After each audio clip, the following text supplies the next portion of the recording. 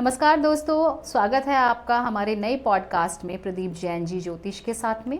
मैं हूं आपके साथ में पूजा जैन और आज से हम शुरू कर रहे हैं एक ऐसा सफ़र जिसमें हम जानेंगे कि ज्योतिष और अंक शास्त्र की वो गहराइयां जो हमारे जीवन की दिशा देती हैं। आज हमारे साथ में हैं ज्योतिषाचार्य श्री प्रदीप जैन जी, जो दशकों से इस विद्या में निपुण हैं और हजारों लोग को मार्गदर्शन दे चुके हैं। प्रदीप जी, आपका बहुत बहुत स्वागत है हमारे पॉडकास्ट में। थैंक यू, धन्यवाद। नमस्कार पूजा जैन जी। और इस प्रोग्राम का हिस्सा बनाने के लिए बहुत बहुत शुक्रिया आपका। मेरे को यहाँ इनवाइट करने के लिए आपका बहुत बहुत धन्यवाद। दर्शकों, मेरा नाम डॉक्टर प्रदीप जैनी है और मैं न्यूमरोलॉजिस्ट हूँ, अंक ज्योतिषी हूँ। पिछले 18 साल से इस फील्ड में कार्य कर रहा हूँ और खाली कार्य नहीं कर रहा हूँ, मैंने इस फील्ड में खुद को जिया है और इस फील्ड को मैंने दिल से, दिल की गहराइयों से मैंने इसको अपनाया है और ऑल इंडिया मैं इसमें प्रैक्टिस कर रहा हूँ। और आप लोगों का, दर्शकों का विश्वास है, आप लोगों का विश्वास है, भरोसा है कि लोग रिव्यू देते हैं कि जो हम प्रेडिक्शन देते हैं, जो हम काम करते हैं, जो हम रेमेडी बताते हैं, उनके रिजल्ट अच्छे आते हैं। तो ये आपके भरोसे और विश्वास की वजह से ही है। मैं कुछ भी नहीं हूँ, एक साधारण इंसान हूँ, आपके सामने एकदम सिंपल इंसान हूँ। तो जब आप भरोसे से कोई कार्य करने लगते हैं, जब आप विश्वास से कार्य करने लगते हैं, जब आप 100% बिलीव के साथ कोई भी कार्य करते हैं, किसी के बताए हुए मार्ग पे चलते हैं और सामने वाला व्यक्ति भी आपको पूरी निष्ठा और पूरी ईमानदारी के साथ आपको उपाय बताता है, ज्योतिष बताता है, तो आपको जीवन में जरूर उसकी सफलता मिलती है, जरूर उसका लाभ मिलता है। बिल्कुल। तो चलिए शुरू करते हैं आज का विषय, अंक शास्त्र। सबसे पहले हम आपसे जानना चाहेंगे कि अंक शास्त्र की शुरुआत कैसे हुई और यह हमारे जीवन में क्या भूमिका निभाता है। देखिए, जो हम जिस टेक्नोलॉजी से, जिस पद्धति से हम अंक ज्योतिष करते हैं, इसका नाम है लोशु ग्रिड।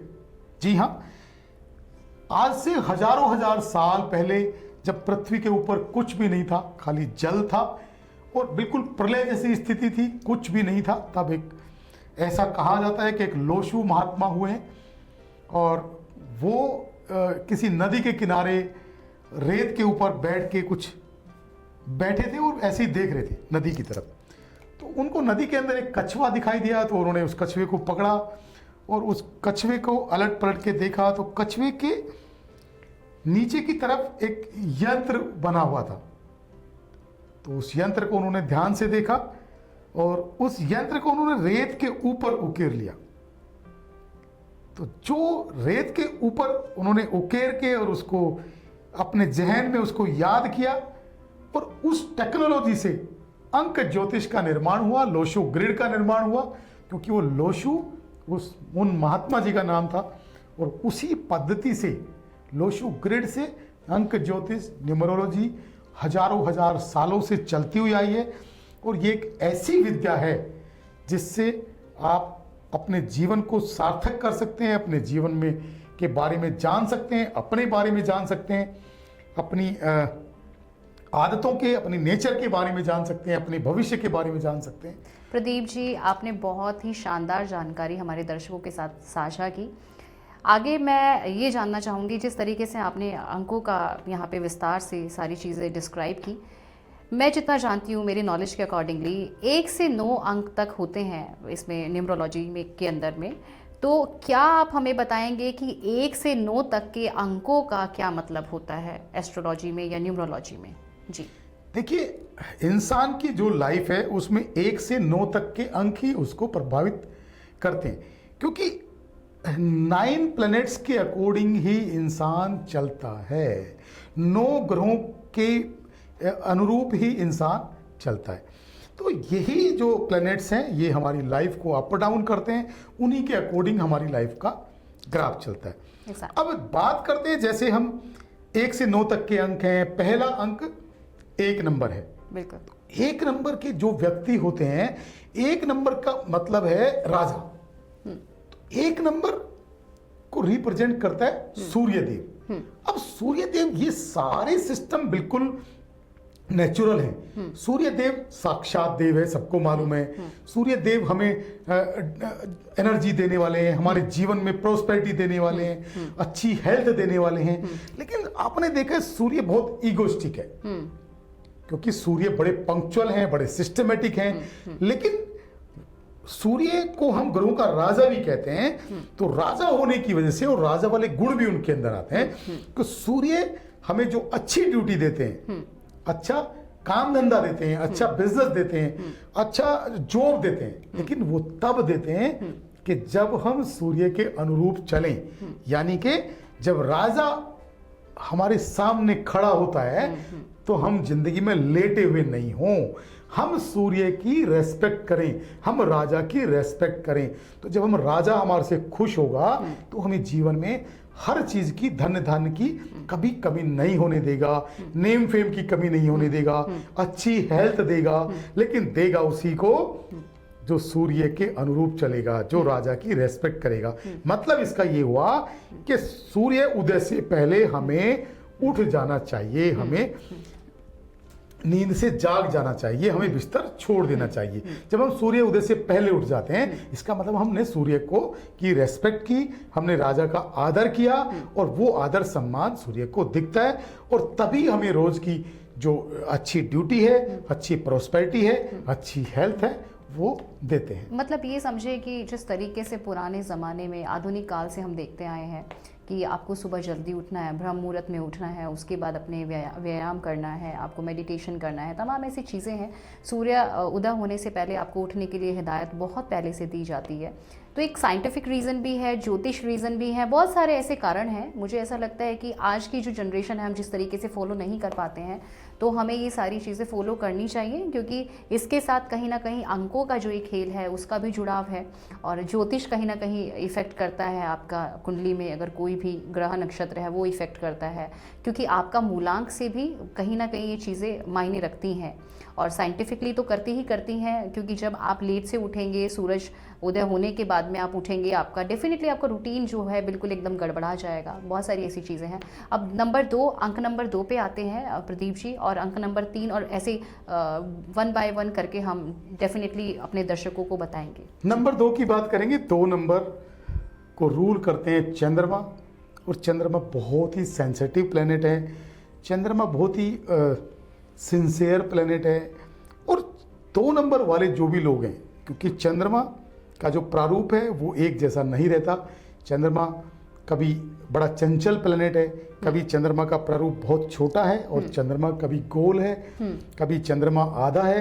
तो जिस तरह से चंद्रमा का प्रारूप है, तो वो इंडिकेट करता है कि जो 2 नंबर वाले जो लोग हैं उनका भी मूड बहुत जल्दी जल्दी स्विंग होता रहता है, और एक जैसा मूड उनका नहीं रहता। लेकिन 2 नंबर के जो लोग हैं, चंद्रमा वाले जो लोग हैं, वो बड़े ही हेल्पफुल होते हैं, बहुत बिना मांगे हेल्प करने वाले होते हैं। और अगर जिंदगी में कभी भी 2 नंबर व्यक्ति आपको हेल्प करने के लिए आगे बढ़े, तो उनकी हेल्प जरूर लेनी चाहिए।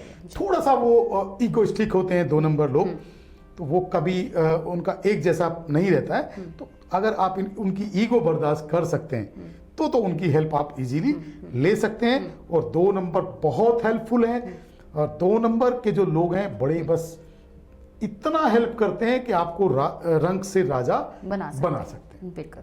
अब हम अंक नंबर 3 के बारे में बात करेंगे जी। 3 नंबर के लोग 3 नंबर को रिप्रेजेंट करते हैं बृहस्पति देव। जी हाँ, और बृहस्पति मतलब देवगुरु, मतलब देवताओं के गुरु। तो ज्ञान का अथाह भंडार उनके अंदर होता है, ज्ञान की कमी उनके अंदर, नॉलेज की कमी नहीं होती है। इतना नॉलेज कूट कूट के भरा होता है, और उनकी नॉलेज की जो इच्छा है वो कभी पूरी भी नहीं होती है।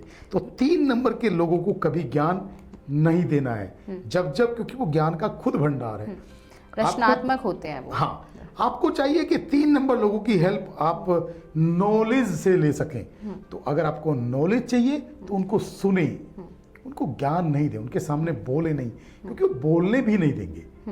अंक नंबर 4 पे आ जाएंगे। और प्रदीप जी, हम छोटे छोटे सार में अभी डिस्क्राइब करेंगे बाकी का। जैसे हम एपिसोड 2 है, अभी हम आज अंक नंबर 1 के बारे में विस्तार से बात करेंगे।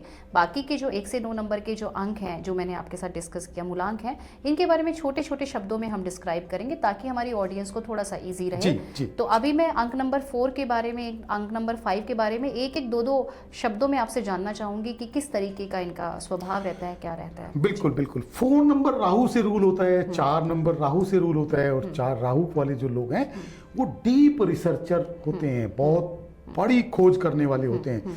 4 नंबर के जो लोग हैं वो किसी से डरते नहीं है, बहुत कॉन्फिडेंट होते हैं, बहुत मेहनती होते हैं, और उनकी काम करने की कैपेसिटी 20 घंटे की होती है। थोड़ा इगोइस्टिक होते हैं, लेकिन अंक नंबर 5 पे आ जाते हैं। अंक नंबर 5 मतलब बैलेंस नंबर है, बहुत बैलेंस नंबर है। बुध से रूल होने वाले जो लोग हैं, बहुत बैलेंस नंबर है। साहसी होता है, कब साहसी होते हैं, और कभी जिंदगी में किसी का बुरा नहीं कर सकते हैं, कभी किसी को चीट नहीं कर सकते हैं, रोमांटिक होते हैं। अंक नंबर 6 पे आ जाते हैं। 6 नंबर के जो लोग हैं वो भी बिना मांगे हेल्प करने वाले होते हैं, बहुत अच्छे होते हैं, और शुक्र से रिप्रेजेंट होते हैं, बहुत लग्जरी लाइफ पसंद करते हैं, और बहुत प्यारे होते हैं। अंक नंबर 7 की बात करें तो 7 नंबर थोड़ा सा उनका जो कॉन्फिडेंस लेवल है वो डाउन रहता है, और ओवर थिंकिंग करते हैं, टेंशन में बहुत जल्दी आते हैं, और बहुत प्यारे होते हैं। जिंदगी में किसी को वो मुझे ऐसा लगता है अंक सकते। नंबर 7 जो होता है थोड़ा सा रहस्यमयी होता है, या चिंतनशील आप बोल सकते हैं। चिंतनशील होते हैं, लेकिन मिस्टीरियस रहते हैं थोड़े। लेकिन वो क्या होते हैं, अपनी बातों को छुपाना भी चाहते हैं, और वो छुपा भी नहीं पाते, वो फिर भी बता देते हैं। हाँ, राइट। सो अंक नंबर 8 पे बात करें। 8 नंबर के लोग बहुत क्लियर कट, बहुत सच बोलने वाले होते हैं, क्योंकि शनि से रूल होते हैं, और बहुत क्लियर कट बोलने वाले हैं। उनके जो भी रिलेशन खराब होते हैं वो सच बोलने की वजह से होते हैं। बहुत मेहनती होते हैं, बहुत इगोस्टिक होते हैं, और काम करने की कैपेसिटी 20 घंटे की होती है, और अपना मुकाम और अपने कुल मिला के क्रमठ होते हैं, महत्वाकांक्षी होते हैं, राइट। अंक नंबर 9 पे अब हम आ जाएंगे, और ये आखिरी नंबर है जिसके बारे में आप प्लीज थोड़ा सा अच्छे से बताएं। 9 नंबर को मंगल से रूल होने वाले लोग होते हैं। मंगल से रूल होने वाले लोग बहुत मूडी होते हैं, बहुत इगोस्टिक होते हैं, बहुत कॉन्फिडेंट होते हैं, मेहनती होते हैं, और ये भी बिना मांगे हेल्प करते हैं। इनकी भी हेल्प अगर मिलती है तो आपको लेनी चाहिए। जैसे कि आपने सभी अंकों के बारे में बहुत छोटे छोटे शब्दों में बहुत प्यारा आपने बताया, बहुत बढ़िया सुंदर तरीके से आपने इसको एक्सप्लेन किया। और साथ ही क्या ये अंक हमारे नाम से भी जुड़ते हैं या सिर्फ जन्म तारीख से जुड़ते हैं, ये मैं जानना चाहूँगी। कि हम जैसे न्यूमरोलॉजी करते हैं, ये हमारे नाम से भी साथ में ऐड ऑन होते हैं या सबसे पहले आपका जो डेट ऑफ बर्थ है, डेट ऑफ बर्थ के अकॉर्डिंग आपके जो नंबर्स हैं, आपका जो डेस्टिनी नंबर मतलब मूलांक मतलब जिस तिथि में, जिस डेट ऑफ बर्थ में हम पैदा हुए उसको हम बोलते हैं मूलांक। और भाग्यांक किसको बोलते हैं? जो आपका डेट, मंथ, ईयर सबको मिला के जो टोटल है उसको बोलते हैं भाग्यांक। इसके अलावा क्या करते हैं कि जो आपके नाम की न्यूमेरिकल वैल्यू है वो भी बड़ी मायने रखती है कि वो आपकी लाइफ में, वो आपके डेट ऑफ बर्थ के अकॉर्डिंग वो करेक्ट है कि नहीं है। अगर वो करेक्ट है तो आपको बहुत बेनिफिट भी देगी, अगर वो करेक्ट नहीं है तो आपको प्रॉब्लम भी फेस करनी पड़ेगी। Wow, that's an amazing. Seriously Pradeep ji, एक चीज़ और मैं आपसे जानना चाहूँगी। जिस तरीके से आप बहुत ही साधारण वेशभूषा में हमारे सामने बैठे हैं, बहुत ही सिंपल सा परिवेश आप अभी धारण किए हुए हैं। नॉर्मली हम किसी भी ज्योतिष को, आचार्य को देखते हैं कि वो बहुत एकदम अपने आप को लाल कपड़े में या पीले कपड़े में या भगवा कपड़े में और बहुत सारे आभूषण पहन करके टीवी स्क्रीन पे रहना या अपने ऑफिसेज में रहना और लोगों की कुंडली देखना, लोगों की न्यूमरोलॉजी और एस्ट्रोलॉजी चेक करना, इस तरीके से करते हैं। क्या आपको लगता है कि ऐसा कुछ फ़र्क पड़ता है ये सब चीज़ें करने से, या हमारी ज्योतिष पे या एस्ट्रोलॉजी पे कुछ ऐसा फर्क आता है सब वेशभूषा वगैरह से, कुछ डिफरेंस? देखिए, ज्योतिष जो ना एक साइंस है, ज्योतिष एक गणित है, और जो मैं करता हूँ वो अंक ज्योतिष मतलब न्यूमरोलॉजी बिल्कुल आधुनिक गणित है, आधुनिक कैलकुलेशन है। इसमें इसका तो वेशभूषा सबकी अपनी अपनी थॉट प्रोसेस है, अपनी अपनी थिंकिंग है। कोई कुछ भी पहने, मैं उस पर कोई कमेंट नहीं करूंगा। नहीं, आपने बहुत सिंपल कपड़े पहने हैं जैसे नॉर्मल कोई भी नॉर्मल इंसान पहनता है, शर्ट और पैंट। देखिए, पैंट आपके कपड़े से, आपकी ड्रेस से ज्योतिष का कोई लेना देना नहीं है। आपके अंदर वो टैलेंट, वो चीजें होनी चाहिए कि जो आपको, जब तक डीपली नॉलेज किसी विषय के बारे में ना हो, आपको वो काम करना ही नहीं चाहिए। और आपको डीपली नॉलेज अगर है तो मैंने बहुत सारे लोग ऐसे देखे, अगर आपको डीपली नॉलेज है तो आपकी वेशभूषा से आप उसका कोई लेना देना नहीं है। आपकी जो कैलकुलेशन है वो एक्यूरेट होनी चाहिए। मायने रखता है कि आपकी कैलकुलेशन कितनी करेक्ट है, वो कितना आपकी कैलकुलेशन अच्छी है। और आप अगर किसी के कैलकुलेट करके उसके नाम को कैसे आप कैलकुलेट करते हैं, नाम को कितना करेक्ट कर पाते हैं, किसी के लोगों को, किसी कंपनी के, मतलब आपकी कैलकुलेशन क्या है, उसका किसी वेशभूषा से कोई लेना देना नहीं। राइट राइट, करेक्ट, बिल्कुल। प्रदीप जी, अभी तक का आपने जो भी विश्लेषण किया वो बहुत शानदार रहा। अब मैं ये चाहती हूँ कि हमारे दर्शकों को मूलांक 1 के बारे में आप विस्तार से बताएं, ताकि ज़्यादा से ज़्यादा जानकारी जो है मूलांक 1 के पास पहुँच सके। देखिए, लाइफ के अंदर जो 1 नंबर है जी, वो सूर्य से रूल होता है। और सबको मालूम है सूर्य ग्रहों का राजा है। और राजा बड़े इगोस्टिक होते हैं। तो कभी भी इनकी 1 नंबर का कोई भी व्यक्ति है तो कभी भी 1 नंबर के व्यक्तियों की ईगो हर्ट मत करो। वो ईगो के आगे अपने जॉब को, आपके बिजनेस को, अपने पैसे को, सबको ठोकर मार सकते हैं। उनकी ईगो कभी हर्ट नहीं करना 1 नंबर के व्यक्तियों को। राइट। उनका जो कॉन्फिडेंस लेवल है ना वो गजब का, उनको उनके अंदर कूट कूट के भरा है। तो उनको कभी भी ज्ञान नहीं देना। 1 नंबर के व्यक्तियों का आप ईगो हर्ट नहीं करना, उनको कभी ज्ञान नहीं देना, उनको कभी भाषण नहीं देना। वो सुनेंगे नहीं। बड़े कॉन्फिडेंस से लबालब होते हैं, कॉन्फिडेंस से भरपूर होते हैं। और जिंदगी के अंदर उसी कॉन्फिडेंस की वजह से हर मुकाम वो हासिल करते हैं, जीरो से हीरो बनते हैं। और उनको अगर पेरेंटल हाउस की तरफ से अगर कुछ नहीं भी मिलता है तो लाइफ में करते करते करते करते एक ऐसे मुकाम को पाते हैं, बड़े राजनेता बनते हैं, बड़े बिजनेसमैन बनते हैं, बड़े ब्यूरोक्रेट्स बनते हैं। और मैंने तो बहुत सारे मेरे क्लाइंट्स हैं जो आईएएस और आईपीएस हैं, वो 1 नंबर के लोग ही बनते हैं। क्योंकि वो 1 नंबर जो है वो रूल करने के लिए है, वो राजा बनने के लिए है, वो लोगों को राय देने के लिए है, लोगों को गाइड करने के लिए, पब्लिक। तो 1 नंबर के जो लोग हैं उनको कभी भी आप ज्ञान नहीं देना और कभी भी उनको उनकी ईगो हर्ट नहीं करना, सुनेंगे ही नहीं। बिल्कुल सर, जिस तरीके से आपने बताया आपके कुछ क्लाइंट्स हैं जिनका मूलांक जो है 1 है, कोई ऐसा वाकया जो बड़ा यादगार है मूलांक 1 से रिलेटेड, जहाँ पे आपने बहुत ऐसी आश्चर्यचकित कोई चीज़ सुनी या देखी उनके अंदर, जो सबको जाननी चाहिए, कि सबको अवेयर रहना चाहिए उससे?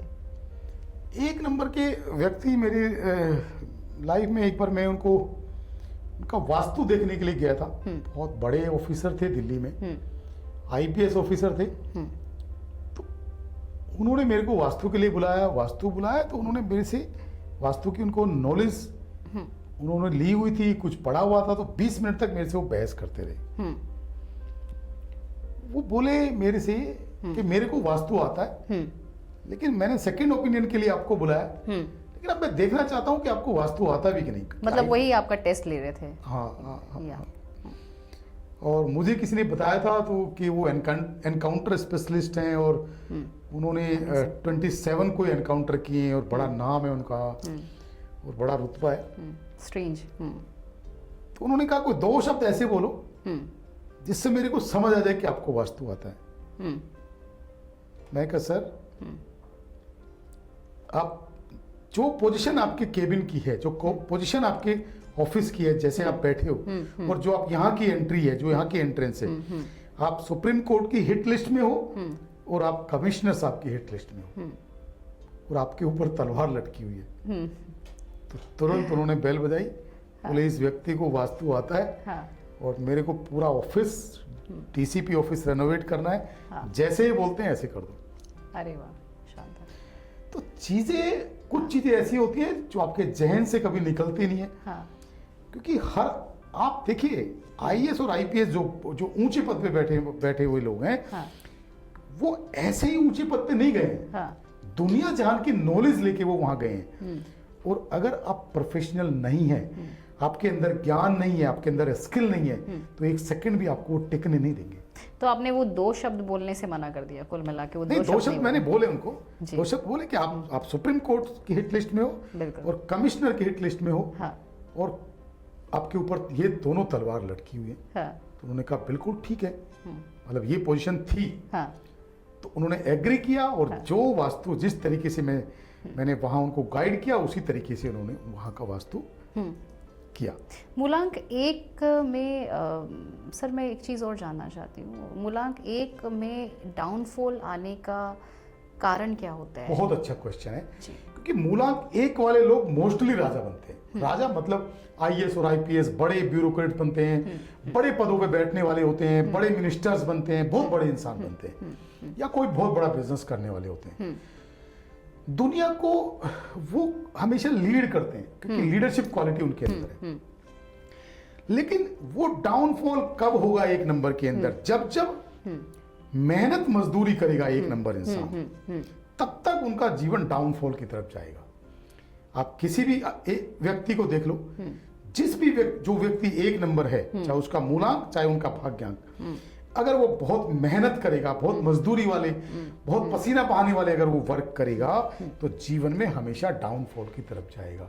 तो मेरा सजेशन ये है एक नंबर वाले व्यक्तियों को कि एक नंबर अगर आपका है तो बिल्कुल आपकी पर्सनैलिटी एकदम राजा की तरह होनी चाहिए और कॉन्फिडेंस से भरपूर लबालब होने चाहिए और आपको स्मार्ट वर्क करना है, आपको मेहनत। मूलांक एक के साथ कोई ऐसा व्यक्ति जब जुड़ जाता है जिसके बाद में मूलांक एक की जो पावर है वो और ज़्यादा हो जाती है, या फिर यूँ कहें किसी भी मूलांक के साथ में अगर मूलांक एक जुड़ता है तो उससे उसकी तरक्की होनी शुरू हो जाती है। ऐसे कौन से मूलांक हैं जिनके साथ में मूलांक एक अगर जुड़ जाए तो बेहतरी के चांसेस और ज़्यादा बढ़ जाते हैं? बहुत बढ़िया। जैसे आपने कहा कि एक नंबर व्यक्ति, अब एक नंबर व्यक्ति जैसे मैंने कहा कि ये सूर्य से रूल होता है और राजा को रिप्रेजेंट करते हैं, तो एक नंबर का व्यक्ति अगर 9 नंबर के व्यक्ति के साथ जुड़ जाते हैं, जैसे एक नंबर की शादी अगर 9 नंबर के साथ हो जाती है या उनकी पार्टनरशिप 9 नंबर के साथ हो जाती है तो बहुत अच्छी है।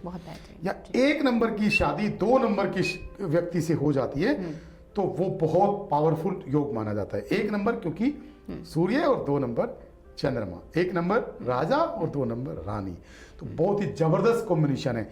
एक नंबर की शादी अगर 3 नंबर से हो जाती है तो ये भी एक बहुत ही परफेक्ट कॉम्बिनेशन है क्योंकि कॉन्फिडेंस लेवल और 3 नंबर मतलब ज्ञान। तो सबसे पहले पॉजिटिव थॉट्स, कॉन्फिडेंस लेवल और दूसरा ज्ञान। तो दर्शकों के लिए बहुत अच्छा मैसेज है। एक नंबर की शादी अगर 3 नंबर से होती है, मतलब मूलांक 3 से होती है या 9 से होती है, उसके साथ ही और कौन सा मूलांक हम चूज कर सकते हैं?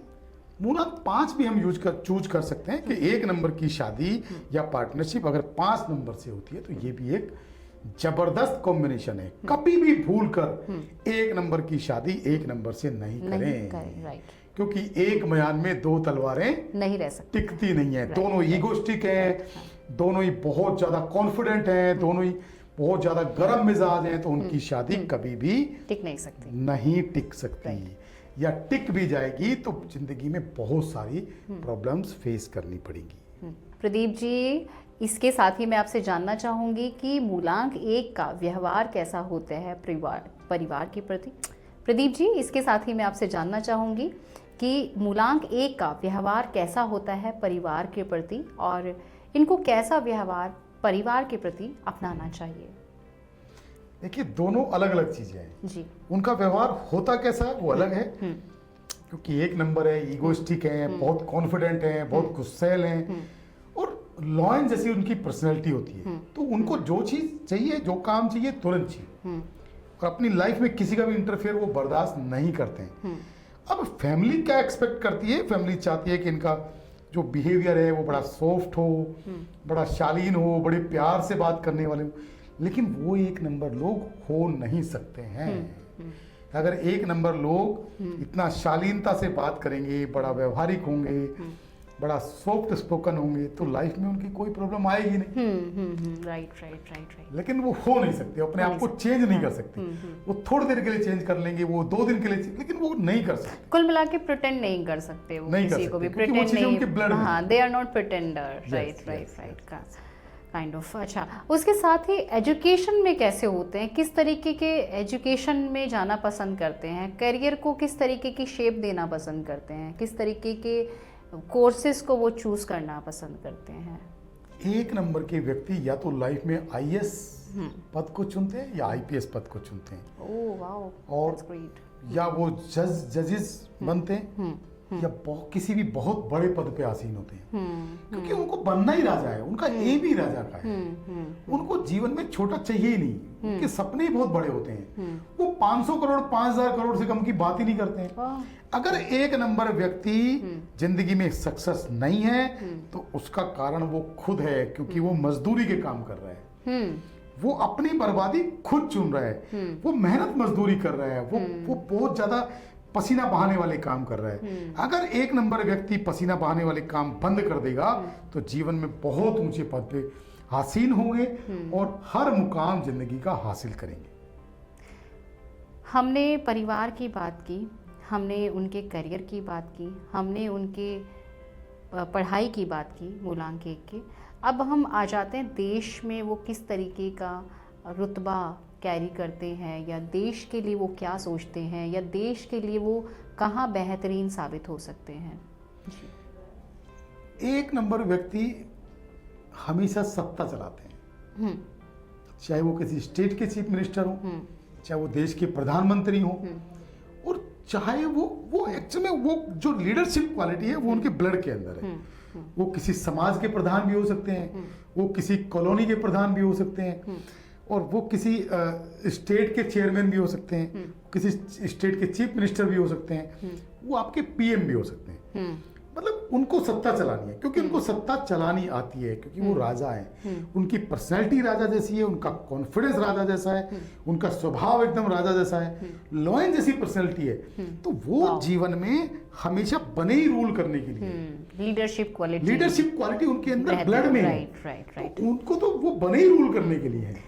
अच्छा, साथ ही मैं ये भी जानना चाहती हूँ, यहाँ पे तो देश की बात हम कर रहे हैं, समाज के प्रति इनका रुख कैसा होता है? नॉर्मली जैसे आजकल के टाइम में जो यंगस्टर्स हैं वो सोसाइटी को इतना ज़्यादा, सोसाइटी में कौन क्या बात करता है, क्या बोलता है, उसको बहुत ज़्यादा तूल नहीं देते। उनको लगता है we don't care, I don't care, और जो मुझे करना है वो तो मुझे करना ही है, तो क्या ही फ़र्क पड़ना है किसी के कुछ कहने भर से, क्योंकि लोगों का काम है कहना। एक गाना भी शायद इस पे बना था कि कुछ तो लोग कहेंगे, लोगों का काम है कहना। सो मुझे ऐसा लगता है कि मूलांक 1 भी कहीं ना कहीं इसी तरीके से अपना रुख अपनाता है समाज के प्रति, सोसाइटी के प्रति, कि नहीं कोई फर्क नहीं पड़ता। एक नंबर के लोगों को कोई फर्क नहीं पड़ता कि लोग क्या कहते हैं। उनका अपना काम करने का जो स्टाइल है, उनका जो तरीका है, उनका जो कॉन्फिडेंस है, उनका जो बिहेवियर है, उनका जो नेचर है, वो बिल्कुल अलग है, और वो अपने तरीके से चलते हैं। कौन उनके बारे में क्या सोचता है, क्या बोलता है, उनको कोई फर्क नहीं पड़ता है।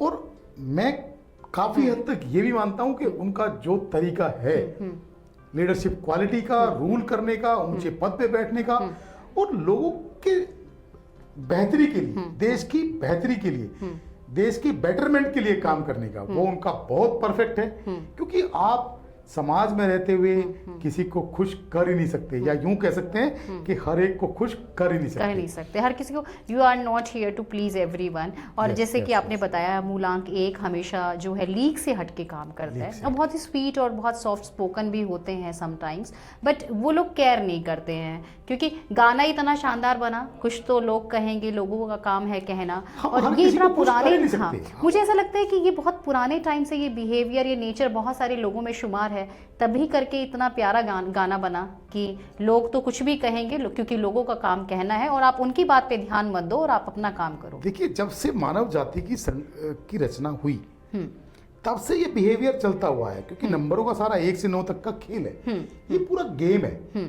तो बिहेवियर तो मानव शरीर की रचना के साथ ही शुरू हुआ, और ये मानव शरीर जब तक रहेगा, जब तक इंसान रहेगा, तब तक ये चलेगा, इसमें कोई भी बदलाव नहीं आएगा। और आपको किसी के तरीके से, मेरा मानना ये है पर्सनली, किसी के तरीके से आपको बदलना भी नहीं चाहिए, यानी कि खुद को मारना नहीं चाहिए। जो आपके अंदर जो क्वालिटी है उसको आपको निकाल के बाहर लाना चाहिए, बशर्ते वो जो क्वालिटी है वो देश हित में काम हो, वो मानव हित में काम हो, और वो समाज हित में काम।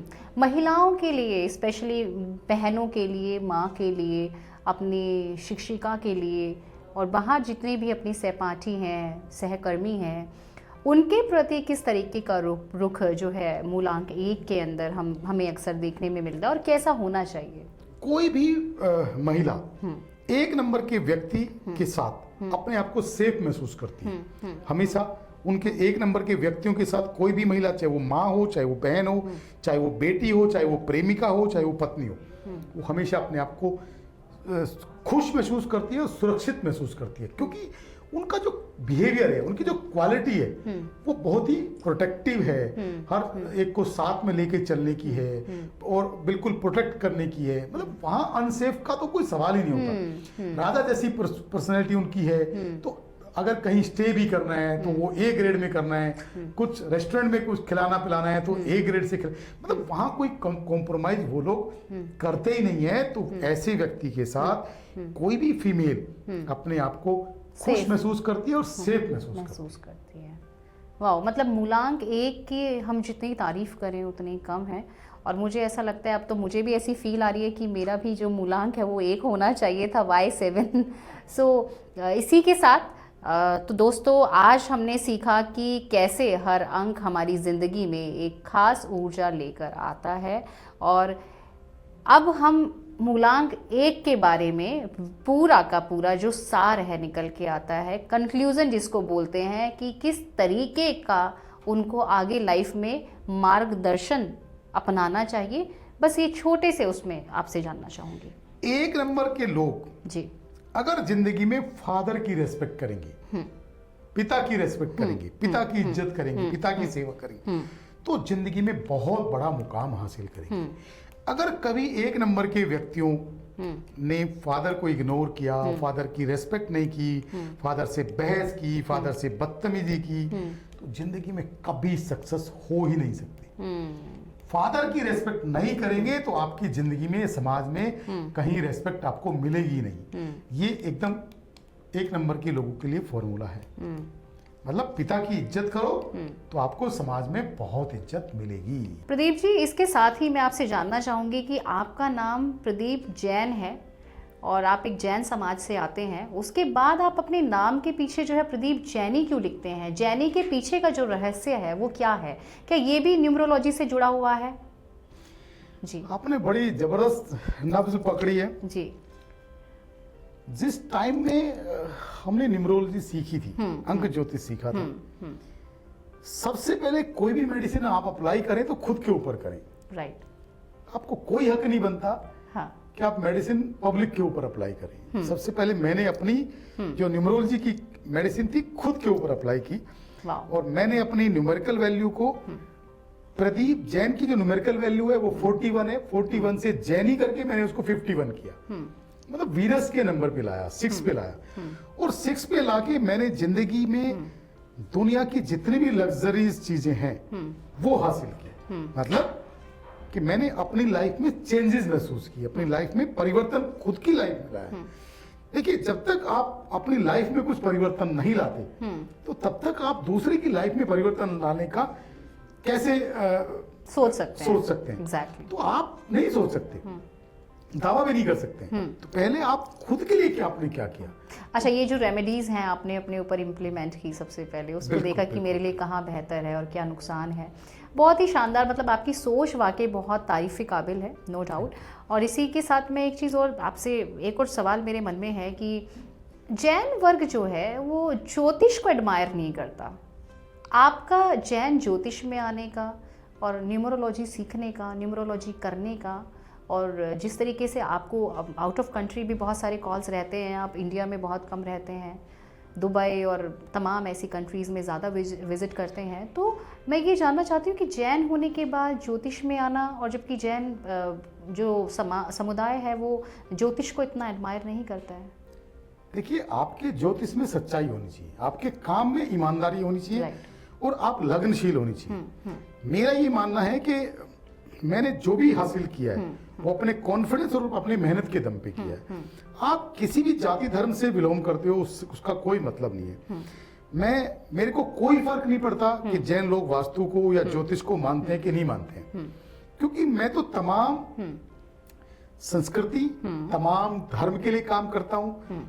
जो सिख समुदाय है उनके लिए भी काम करता हूँ। सिख समुदाय तो ज्योतिष को भी नहीं मानते हैं, कुंडली को भी नहीं मिलाते हैं, अंक ज्योतिष को भी नहीं मानते हैं, और वो तो संडे को शादी करते हैं बिना मुहूर्त देखे। उसके बावजूद भी मेरे कम से कम 2500 क्लाइंट्स सिख समुदाय से आते हैं। अरे वाह, दैट्स ग्रेट। और मुस्लिम लोग जो बिल्कुल भी वास्तु को हेट करते हैं, ज्योतिष को हेट करते हैं, वो इस सबको खराब बताते हैं, उसके बावजूद भी मेरे कम से कम 250 से 300 क्लाइंट्स मोमडन है, मुस्लिम है, और वो मुस्लिम है जो देश के ऊंचे पदों पे आसीन है। नाइस। तो मैं हमेशा जो भी काम करता हूँ पूरी शिद्दत से करता हूँ। और जैनों के अंदर भी ऐसा नहीं कि जैन लोग नहीं मानते हैं, जैनों के अंदर भी जो ऊंचे पद पे बैठे वाले लोग हैं, जो समाज की धरोहर हैं और समाज कल्याण के लिए कार्य कर रहे हैं, वो लोग मेरे ज्योतिष को और मेरे वास्तु को बड़े दिल से अपनाते हैं और फॉलो भी करते हैं। अप्रिशिएटेड, और अप्रिशिएटेड। उन्होंने जिंदगी में उसका लाभ भी लिया है और बहुत ऊंचे पद पे वो बैठे हैं और बहुत उनका लाभ लिया है और बेनिफिट उन्होंने महसूस किया है और उस चीज को वो मानते भी हैं। तो मेरा मानना ये है कि आप किसी भी जाति धर्म से हों, आप अब कुल मिला के आप न्यूट्रल हैं, आप सेक्युलर हैं, आपको कोई ऐसा नहीं है कि आपको किसी पर्टिकुलर पर्सन के सर्टिफिकेट की रिक्वायरमेंट है या किसी धर्म की या किसी धर्म गुरु की। आप अपना जो काम है पूरी निपुणता के साथ में, पूरी ईमानदारी के साथ में आप अपना पूरा कर रहे हैं और आप समाज की कहीं ना कहीं आप डायरेक्टली और इनडायरेक्टली समाज की आप सेवा में हैं। आपका सेवा भाव देखने के बाद कई बार जैसे मैंने आपके बारे में सुना, पढ़ा और लोगों से मतलब समझने की कोशिश करी कि किस तरीके से ये ज्योतिष मतलब काम करती है, किस तरीके से लोग इसको अपने जीवन में उतारे हुए हैं, तो मुझे भी ऐसा लगता है, कभी कभी फील होता है कि नहीं मुझे भी ये सब करना चाहिए, मुझे भी लाइफ में ज्योतिष को लेकर के कुछ सोचना चाहिए, समझना चाहिए। सो गाइस, अभी फ़िलहाल के लिए हमने जो सीखा कि कैसे अंक हमारी ज़िंदगी में एक खास ऊर्जा लेकर के आता है और अगर हमारा यह जो सोचना समझना है, हम इस तरीके से चीज़ों को समझते हैं, सोचते हैं, तो हमारे लिए बहुत ही बेनिफिशियल है, हमारे लिए बहुत ज़्यादा बेनिफिशियल है। अब हमारा आई होप आपको जो एपिसोड है हमने जो आपके लिए बनाया है आपको पसंद आया हो, तो हमें हमारे जो एपिसोड को ज़रूर शेयर करें, लोगों को बोलें कि लाइक करें। अगली बार हम जानेंगे कि मूलांक 2 हमारे जीवन में क्या भूमिका निभाता है।